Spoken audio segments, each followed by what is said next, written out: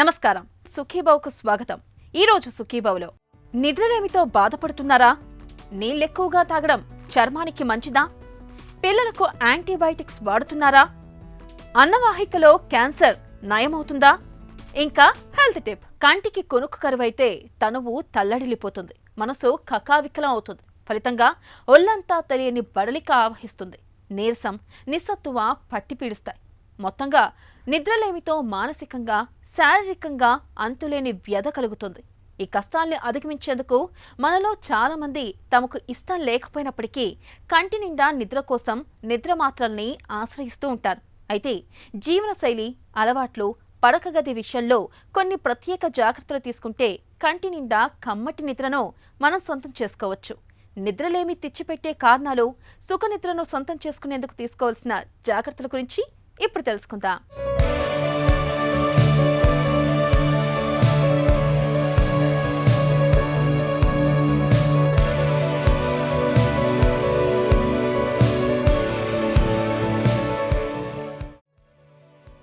నిద్ర అన్నది మనిషికి అతి ముఖ్యమైన జీవ ప్రక్రియ. దాదాపు మన జీవితంలో 1/3 భాగం నిద్రలోనే గడిచిపోతుంది. అమ్మ పొత్తిళ్లలో పసిబిడ్డగా 16 నుంచి 20 గంటల పాటు నిద్రించే మనం జీవిత చరమాంకంలో పండుటాకుగా 4-5 గంటల నిద్రతో సరిపెడుతూ ఉంటాం. శరీరం తిరిగి పునరుత్తేజం పొంది మన అవయవాలు, మెదడు చక్కగా పనిచేయటానికి తగినంత నిద్ర అవసరం. సాధారణంగా మనకు రోజుకు 6 నుంచి 8 గంటల నిద్ర కావాలి. అయితే కొందరికి 4 గంటల నిద్ర సరిపోవచ్చు, మరికొందరికి 6-7 గంటలు చాలు. కొంతమందికి 8 గంటలు నిద్రపోతే గాని ప్రాణానికి సుఖంగా ఉండదు. నిద్ర అవసరం అనేది మనిషికి మారుతూ ఉంటుంది. నిద్ర తగ్గితే, చాలినంత నిద్ర లేకపోతే దాని తాలూకు ప్రభావం మన శరీరంపై తక్షణమే కనిపిస్తుంది. అయితే కారణాలు ఏవైనా కావచ్చు. ఇవాళ మనలో చాలామందికి చాలినంత నిద్ర ఉండటం లేదన్నది చేదు నిజం. ప్రత్యేకించి పండు వయసులో నిద్రలేమి అన్నది చాలామందికి ఇవాళ శాపంగా పరిణమిస్తోంది.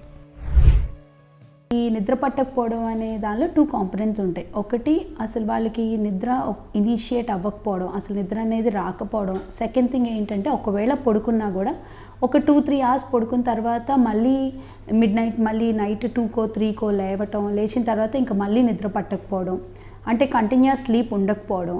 నెక్స్ట్ థింగ్ ఏంటంటే, ఈ స్లీప్ సరిగ్గా లేకపోవడం వల్ల ప్రాపర్ డే టైమ్ డిస్ఫంక్షన్ అనమాట. అంటే సరిగ్గా మార్నింగ్ పనులు అవి సరిగ్గా కాన్సన్ట్రేషన్తో చేసుకోలేకపోవడం. సో ఈ 3 కాంపోనెంట్స్ ఉన్నప్పుడు దీన్ని నిద్ర పట్టకపోవడం ఆర్ ఇన్సామ్నియా అంటాము. సో దీనిలో ఏంటంటే 2 టైప్స్ ఉంటాయి. అక్యూట్ ఇన్సామ్నియా అంటే ఏదైనా ట్రిగ్గరింగ్ ఫ్యాక్టర్, ఏదైనా ట్రిగ్గరింగ్ ఈవెంట్ జరిగిన తర్వాత, అంటే ఏదైనా అక్యూట్ స్ట్రెస్ కానీ, some kind of job problems కానీ, ఫైనాన్షియల్ ప్రాబ్లమ్స్ కానీ, లేదా ఇంట్లో ఎవరైనా బాగా దగ్గర వాళ్ళు ఎవరైనా చనిపోవడం కానీ, లేదంటే ఎవరికైనా సివియర్గా ఏదైనా హెల్త్ ఇష్యూస్ ఉండటం కానీ, ఇలా ఉన్నప్పుడు ట్రిగ్గర్ అవుతుంది అక్యూట్ ఇన్సామ్నియా అనేది. అక్యూట్ ఇన్సామ్నియా ఒక 3 months కంటే తక్కువ ఉంటుంది. సో ఈ 3 months కంటే తక్కువ ఉన్నప్పుడు దీన్ని అక్యూట్ ఇన్సామ్నియా అంటాం.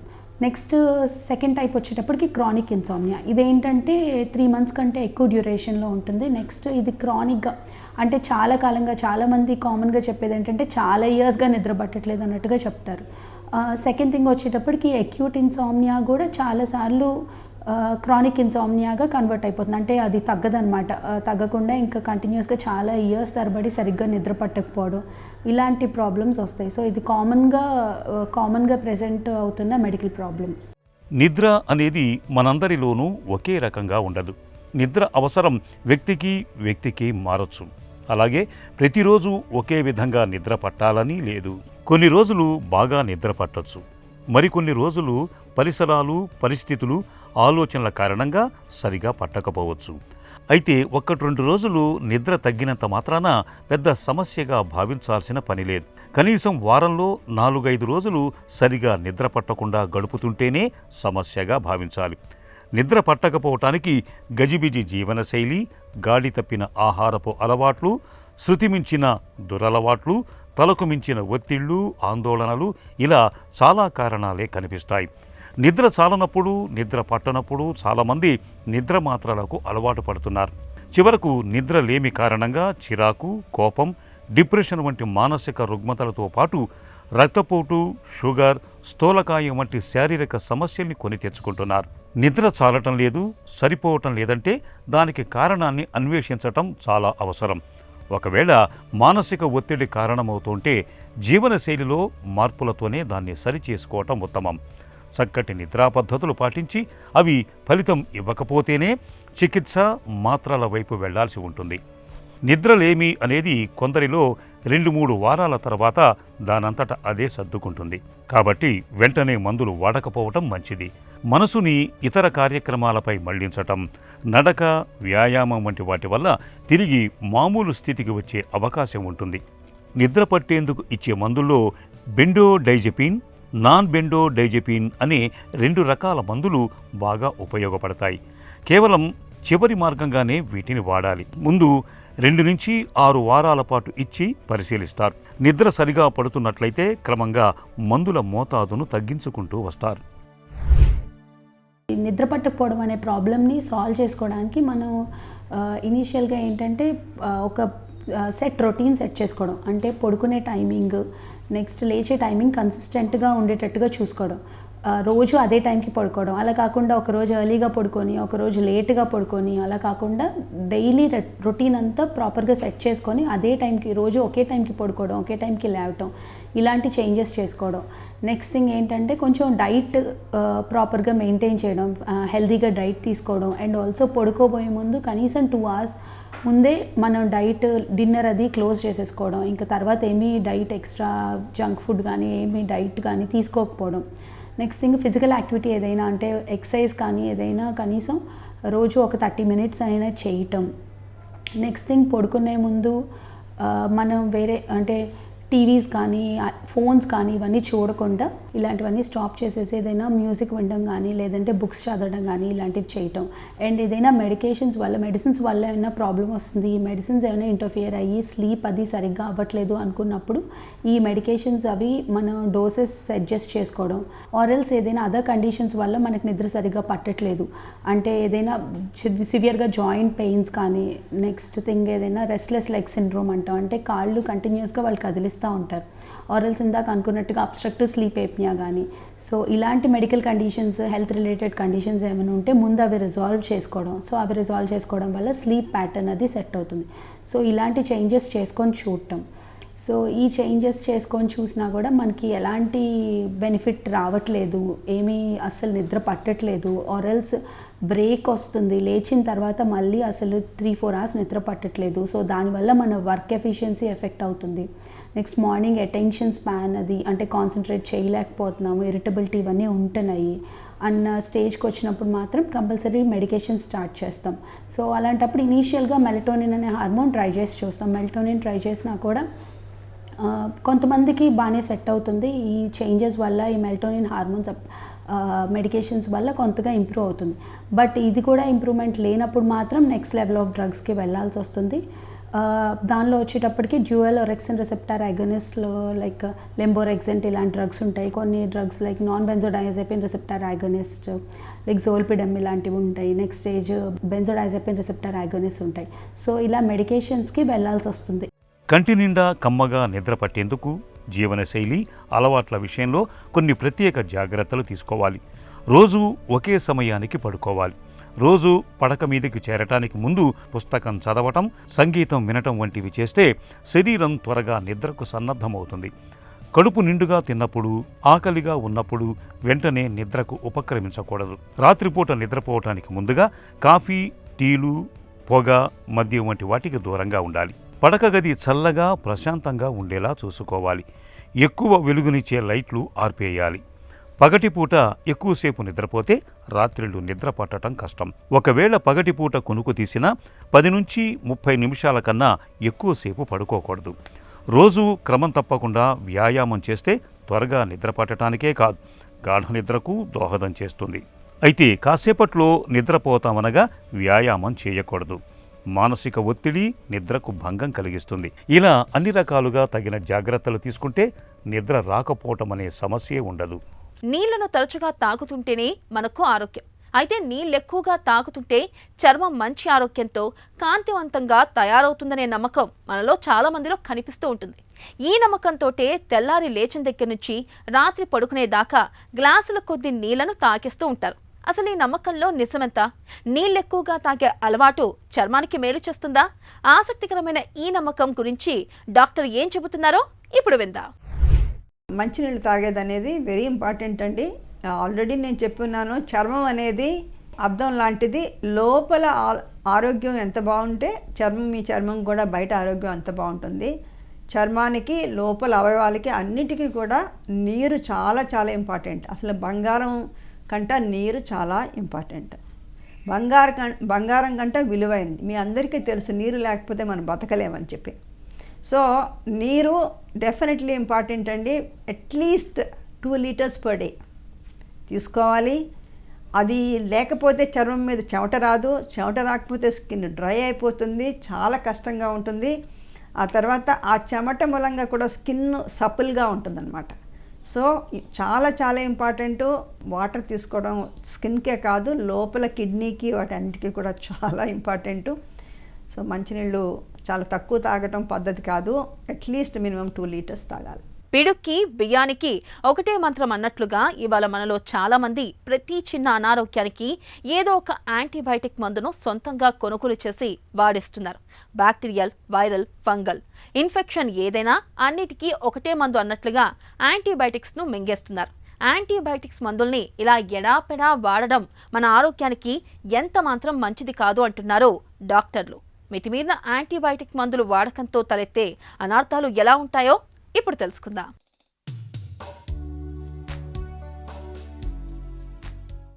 యాంటీబయాటిక్ మందులనేవి 2 వైపులా పదును ఉన్న కత్తి లాంటివి.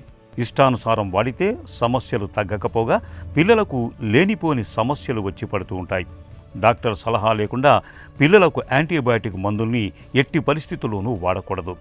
డాక్టర్ సలహా మేరకు యాంటీబయాటిక్ మందుల్ని వాడుతున్నప్పుడు కూడా కొన్ని ప్రత్యేకమైన జాగ్రత్తలు తీసుకోవాలి.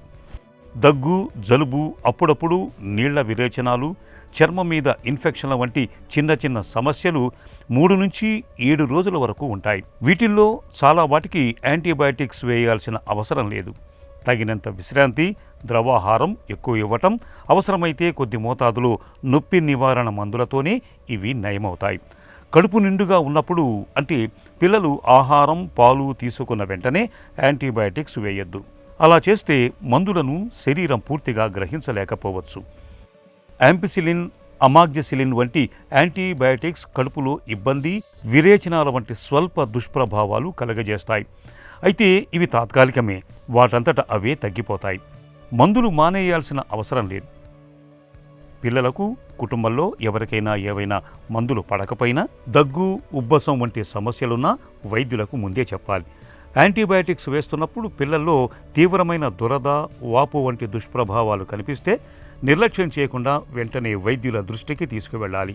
క్యాన్సర్లను తొలి దశలో గుర్తిస్తే చికిత్స చేయడం చాలా తేలిక, నిజమే.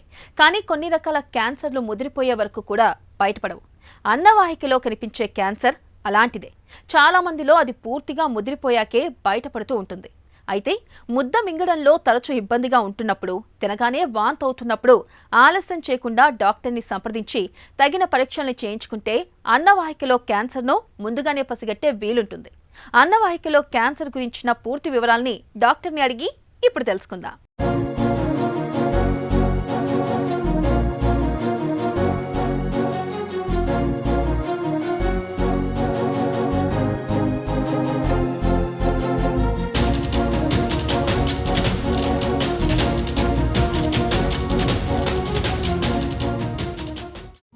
అన్నవాహికకు క్యాన్సర్ ఎందుకు వస్తుంది? ఎన్ని రకాలుగా వస్తుంది? యూజువల్గా ఈసోఫేజియల్ క్యాన్సర్ అంటే అన్నవాహిక క్యాన్సర్. మన తెలుగు భాషలో క్యాన్సర్స్ ఎందుకు వస్తాయి, ఎవరిలో వస్తాయి అంటే యూజువల్గా రిస్క్ ఫ్యాక్టర్స్. అంటే అన్నవాహిక క్యాన్సర్ జనరల్గా ఏజ్ ఎక్కువ ఉన్న వాళ్ళకి, వయసు మీద పడిన వాళ్ళకి ఎక్కువ యూజువల్గా రిస్క్ ఫ్యాక్టర్స్ 2 రకాలుగా ఉంటాయి వీళ్ళలో. ఒకటి స్మోకింగ్, పొగ తాగడం. రెండవది ఆల్కహాల్ కన్జంప్షన్. ఇంకా ఇతరత్ర కారణాలు ఉంటాయి. కొన్ని వేరే కారణం ఎన్విరాన్మెంటల్ ఫ్యాక్టర్స్ అంటాం. అంటే కొంతమంది పొగాకు నమలడం వల్ల, కొంతమంది వివిధ రకాలైనటువంటి అన్నవాహిక జబ్బులు ఉండడం వల్ల, అంటే అకలేషియా కార్డియా అంటాం, అంటే అన్నం దిగకపోవడం, ఇటువంటి వాళ్ళలో. రెండవది కరోజివ్ ఇంజరీస్ కొంతమందిలో అరుదుగా. మూడవది జెనెటిక్, ఇంకొకసారి హెరిడిటరీ వంశపారపర్యంగా కూడా రావచ్చు. కొన్ని క్రోమోజోమల్ డెఫిషియన్సీస్ అబ్నార్మాలిటీస్లో కూడా ఇటువంటి అన్నవాహిక క్యాన్సర్స్ అనేటివి మనము చూడవచ్చు. ఈసోఫేజియల్ క్యాన్సర్స్ యూజువల్గా ప్రపంచవ్యాప్తంగా 2 రకాలుగా ఉంటుంది. ముఖ్యంగా ఒకటి స్క్వామస్ సెల్ కార్సినోమా అనేటువంటిది మొదటి, యూజువల్గా మోస్ట్ కామన్ అంటాం. రెండవది అడినో కార్సినోమా అంటాం. అడినో కార్సినోమా అనేటువంటిది ఇది సెకండ్ టైప్ అన్నమాట. కొన్ని మిక్స్డ్ వెరైటీస్ వస్తుంటాయి, కొన్నిసార్లు అడినో స్క్వామస్ వెరైటీస్ ఇవన్నీ వస్తుంటాయి.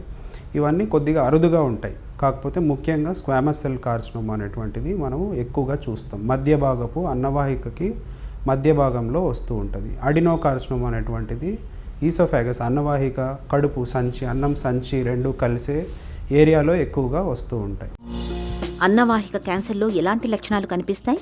మన భారతదేశంలో మెజారిటీ ఆఫ్ పేషెంట్స్, అంటే ఎక్కువ మంది ప్రజలు అడ్వాన్స్డ్ స్టేజ్లో మన దగ్గరికి వస్తారు. సో ఇనిషియల్ స్టేజెస్ అంటే మొదటి దశల్లో అన్నవాహిక క్యాన్సర్లో లక్షణాలు మనకు కనిపించవు పెద్దగా. సో అందుకనే నెగ్లెక్ట్ చేస్తారు.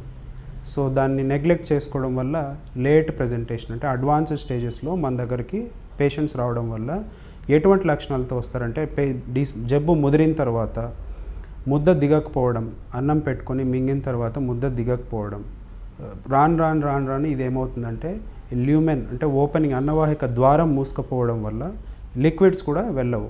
రెండవది ఇలా వెళ్ళి ముద్ద దిగకపోవడం, లిక్విడ్స్ కూడా ఆగిపోవడం వల్ల వాళ్ళకి ఫీలింగ్ ఆఫ్ డిస్కంఫర్ట్, అంటే చెస్ట్ ఈ ఛాతిలో ఏమవుతుందంటే వాళ్ళకి డిస్కంఫర్ట్ సెన్సేషన్ రావడం.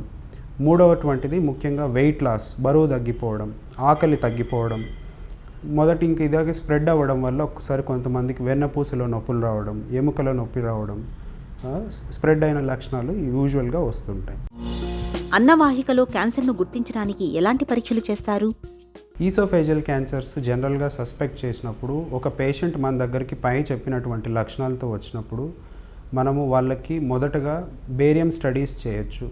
రెండవది ఎండోస్కోపీ అంటాం. ఎండోస్కోపీ మనం యూజువల్గా చూసే ఉంటాం. చాలామంది గొంతులో ఒక పైప్ మింగించి మనం కెమెరా ఉంటుంది, దాంట్లో మనము కింద వరకు వెళ్ళి చెక్ చేస్తాం. అప్పుడే ఏం చేస్తామంటే ఏదైనా గడ్డ కానీ పుండు కానీ అల్సర్ కానీ కనిపించినప్పుడు అక్కడ నుంచి ముక్క పరీక్ష అనేది తీసుకుంటాం, బయాప్సీ అంటాం. యూజువల్గా ఎండోస్కోపీ అనేది జనరల్గా చేసుకోవచ్చు. ఒకసారి ఎండోస్కోపీ కంటే ముందు ఇంకా మనకు వేరేటువంటి ఏమైనా డౌట్ ఉన్నటువంటివి అయితే బేరియం స్వాలో అనే స్టడీస్ చేసుకోవచ్చు. ఇతరత్ర ఇంకా ముక్క పరీక్ష ఎండోస్కోపీ తర్వాత సిటీ స్కాన్ పరీక్షలు. సిటీ స్కాన్ ఏంటంటే మనం జనరల్గా అబ్డామెన్ పెల్విస్ కడుపు భాగంలో చేస్తాం, కానీ ఈసోఫాగస్ 3 భాగాల్లో రన్ అవుతుంది, మెడ నుంచి ఛాతీ కడుపు. సో మెడ, ఛాతీ, కడుపు 3 ఏరియాలు కనుక సిటీ స్కాన్ చేయించగలిగితే మనం ఈసోఫాగస్ క్యాన్సరు ఎక్కడ ఉంది, ఎంత స్ప్రెడ్ అయ్యింది ఉంది, డిసీజ్ యొక్క స్టేజింగ్ అంటే ఎంత వ్యాప్తి చెంది ఉంది అనేటువంటిది పక్కనటువంటి గుండె, ఊపిరితిత్తులు, రక్తనాళాలు, మెడలో ఈ విండ్ పైప్ అంటాం, ట్రేకియా అంటాం, గాలి స్వరపేటిక. సో ఇవన్నిటికీ ఎంత దగ్గరలో ఉంది, ఎంత డిస్టెన్స్, ఆపరేషన్ స్టేజ్లో ఉందా లేకపోతే మందుల ముందు కీమోథెరపీ, రేడియేషన్ ఇవ్వచ్చా అనేటువంటి స్టేజ్ అనేటువంటిది మనం నిర్ధారించవచ్చు. అన్నవాహిక క్యాన్సర్కు చికిత్స ఎలా ఉంటుంది? ట్రీట్మెంట్ అన్నవాహిక క్యాన్సర్ మనం పైన డిస్క్రైబ్ చేసినటువంటి ఫస్ట్ పేషెంట్ ఎలా ఉన్నాడు, జనరల్ కండిషన్ చూడాలి.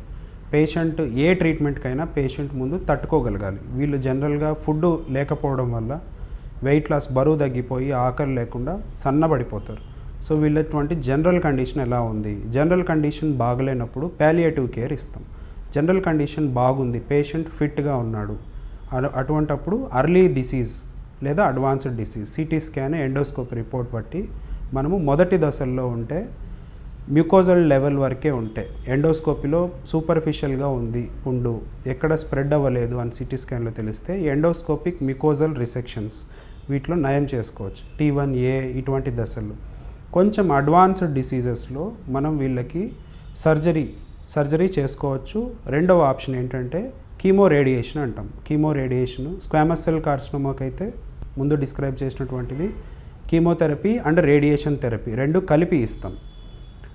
మూడవది అడినో కార్సినోమాకి జనరల్గా రేడియేషన్ థెరపీ పని చేస్తుంది కానీ అవసరం లేదు పెద్దగా, రిజల్ట్స్ ప్రూవెన్ కావు. కాబట్టి అడినోకార్సినోమా వెరైటీ ఆఫ్ క్యాన్సర్కి మనం కీమోథెరపీ ఇచ్చుకొని తర్వాత 6 వారాలు గ్యాప్ ఇచ్చిన తర్వాత ఆపరేషన్ అనేటువంటిది చేసుకోవచ్చు. లాస్ట్ స్టేజ్ అంటే 4th స్టేజ్ అంటాం.